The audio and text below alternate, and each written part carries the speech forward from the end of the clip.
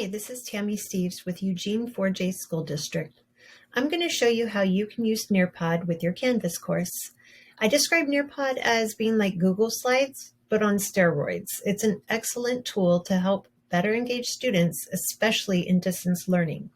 So Nearpod can be used in two different ways in Canvas. So you can either embed it into an assignment or a Canvas page, or you can use it as a Nearpod external tool for an assignment.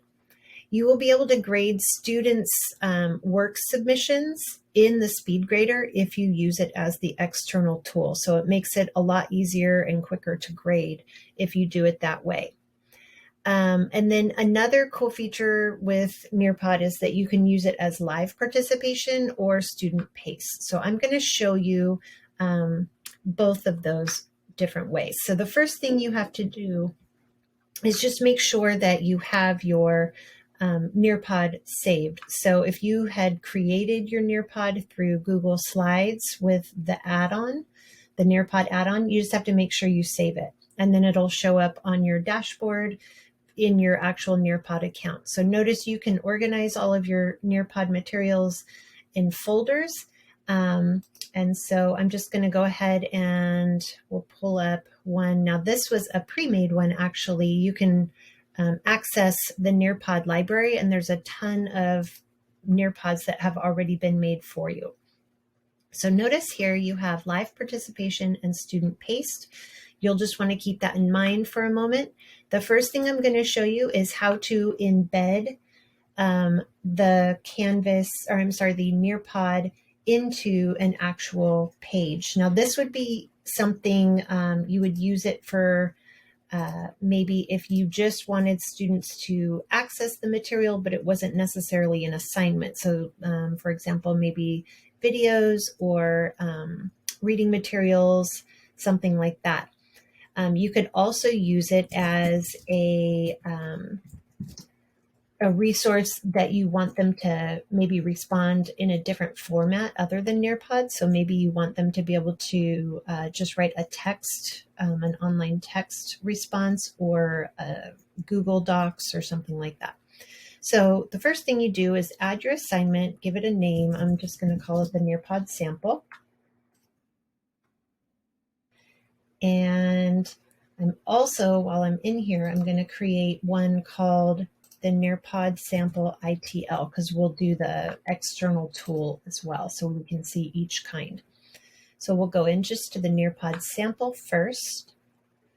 And here, we're going to edit. And in the content editor, where you put all of your information, like you might put your directions, your objectives, the essential question, whatever, oops, if I can spell it correctly. Here is where you can embed it. Okay, so the next thing you're going to do is go back to your Nearpod, and you'll want to select student paced for embedding, because you can't embed a live participation just in the page itself. So if I click on student paced, this will pop up, and I want to snag the embed code. Now there's a code here you can give your students, and they don't have to have a Nearpod account or anything, and they can just put that code in to their Nearpod app or browser. But I find it's just easier to go ahead and copy the embed code. And then in order to embed it, you have to go down to this little icon down here. It's an embedding tool. You click it, paste your embed code, and then you go back to that embed code and you switch it back. And then your Nearpod will show up in this box so that students can access it. The benefit to actually embedding it is that students don't have to leave the Canvas app, so they can just access it from there. After that, if you are having them do something, maybe you're having them write about it, you give them the points, turn it into however you're going to have them turn it in. So I'll just say it was an online text entry. Maybe they're going to respond to something, add your due date, save, and publish.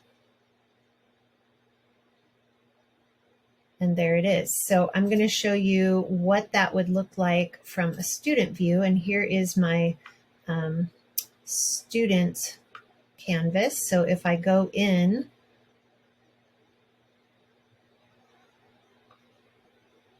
this is what it will look like. So notice I am not going to need to actually leave Canvas. It's all here for me.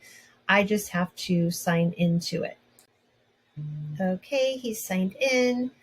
Click yes and continue. And then this is what the student is going to see. So he's going to be able to go through each of these, complete the questions, and oops, and then go on from there. So I could type an answer, submit, and that's it.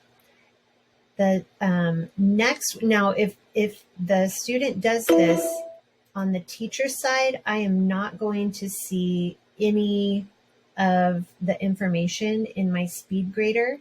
I would only see whatever I asked them to turn in on SpeedGrader. So it'd be a text box entry. So say if you had something where you were just asking them to watch a video or something, maybe they had to write a response to it, that's fine. Otherwise, if there was actual information in this Nearpod and I embedded it like that and I wanted to get that data, I would have to go to the Nearpod site and get the reports. So I would have to go in here, click on the 3 buttons for the reports I wanted, and I would click reports and it'll show all of that information. Now the other way, which I think is the better way to do it, is by using the external tool for Nearpod. So I'm going to show you how to do that. If you click on your assignment, I've already made it, go into edit. And again, in the content editor where you add your information, you can add your essential questions, your objectives, and maybe directions. Scroll down, add your points. I do proficiency scoring, so everything's out of 5. If you have an assignment group, you can do that. And here's where the change comes in. So you're going to select external tool. And down here, 4J has purchased Nearpod, so we all have it in our accounts. You click find, scroll down until you see Nearpod. And that is going to bring you to your Nearpod library. And that's where you select the option for students to complete. Now, sometimes it pulls up a blank screen. I don't know why. It's not talking. So I'm going to go ahead and close that and try it again. Usually it comes up the second time. Here it is. Okay, so here is my dashboard. And I am going to go...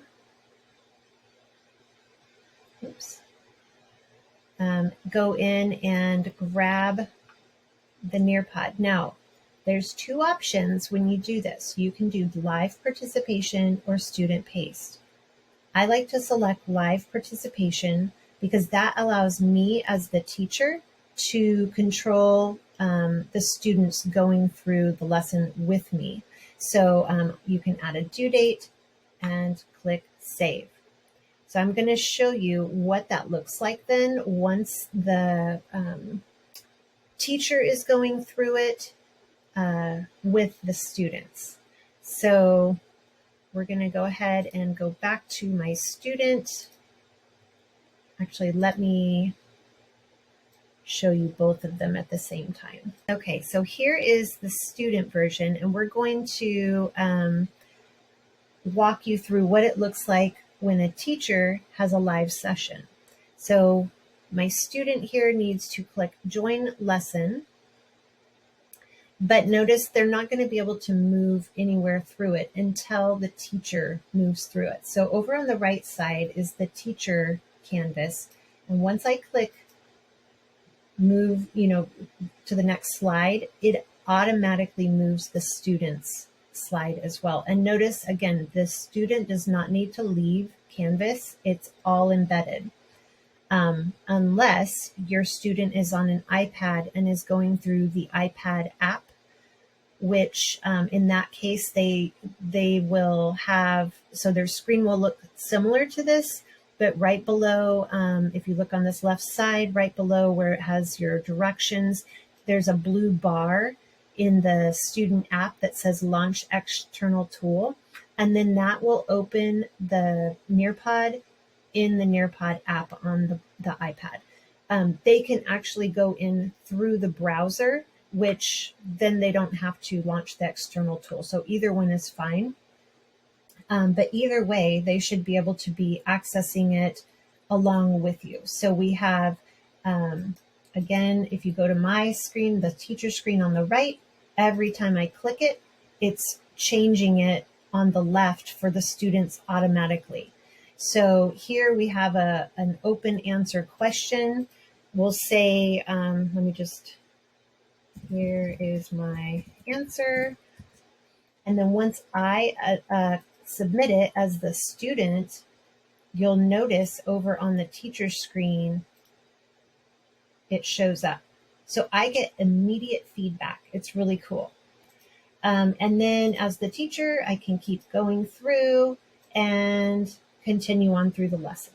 So it's the same thing. Now, this is the really cool part. I'm going to just change back over to the teacher's screen and make it a little larger for you. If you go into SpeedGrader now, you can actually see the report from your students. So each student will have this. So if you notice here, because I didn't go through the entire slideshow, it shows that this student only completed 14% of the participation. And then if you notice here, any of the questions that you have for any of the activities in your Nearpod, you can see that there are answers. And if they didn't answer, it's just going to show as blank. So it's a lot easier. And then you can go ahead and score it, right? In this case, he would probably not get a very good score. So I'm going to go back to here. And then the other cool thing is, say you have, maybe you had 3 people absent that day and they still need to access it. So let's go ahead and we're going to change it. Oops, let me make this a little smaller so I can access this. I'm going to edit, because if somebody was absent, they're not going to be able to access that information unless the teacher is doing the live lesson again. So we need to change it to a student paste. So you're going to go back into your edit, go to your external tool, click find Nearpod again. And once it pulls up your classroom library, you're going to go to the Nearpod that you want to use, and you're going to change it to student paste. So instead of live participation, I'm going to click student paste. From there, I hit select and I will save it. The really cool thing is none of the information from SpeedGrader, so for all the other students that actually already completed the work, that information is still saved. But now it's set up as a student paced lesson, so anybody who is absent can also join into the lesson. So hopefully this was helpful for you. I'm sorry it was a little bit long, but this was a big game changer for me as a teacher, and I just wanted to make sure that you knew how to access it. Let me know if you have any questions.